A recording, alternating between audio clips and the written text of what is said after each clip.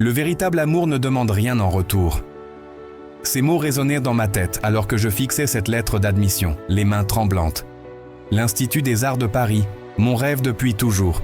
Mais parfois, la vie nous force à choisir entre nos rêves et ceux qu'on aime. Je m'appelle Emma, et cette histoire est celle du plus grand sacrifice que j'ai jamais fait.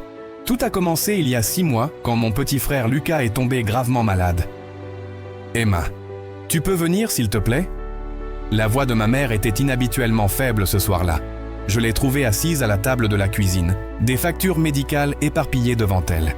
« Ma chérie, je sais que tu as travaillé si dur pour cette école d'art, mais... » « Je sais, maman, combien coûte le traitement ?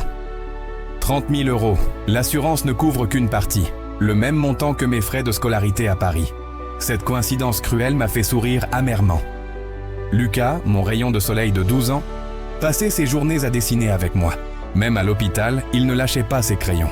« Grande sœur, regarde, j'ai dessiné ton futur atelier à Paris. » Son sourire innocent m'a brisé le cœur. Comment lui dire que je ne pourrais pas y aller ? Sarah, ma meilleure amie, n'en revenait pas. « Tu ne peux pas abandonner ton rêve comme ça. Il doit y avoir une autre solution. » Et quelle solution ? Laisser mon frère souffrir ? C'est ma famille, Sarah. Les jours suivants ont été un tourbillon d'émotions. J'ai oscillé entre colère et résignation, passant des nuits entières à pleurer silencieusement dans ma chambre. Un soir, Lucas m'a surprise. « Je sais ce que tu veux faire, Emma. J'ai entendu maman au téléphone. » Lucas, Non! Je ne veux pas que tu abandonnes à cause de moi. Je ne me le pardonnerai jamais. Sa réaction m'a surprise. Mon petit frère avait grandi sans que je m'en aperçoive. Écoute-moi bien, petit frère. L'art, ce n'est pas juste Paris. C'est toi qui m'as appris à voir la beauté partout. Chaque dessin qu'on fait ensemble vaut tous les diplômes du monde. Les mois ont passé. J'ai trouvé un travail local et pris des cours du soir. Lucas s'est rétabli progressivement. Un jour, il m'a offert un carnet rempli de dessins, notre histoire en images. C'est pour que tu n'oublies jamais que tu es ma super-héroïne.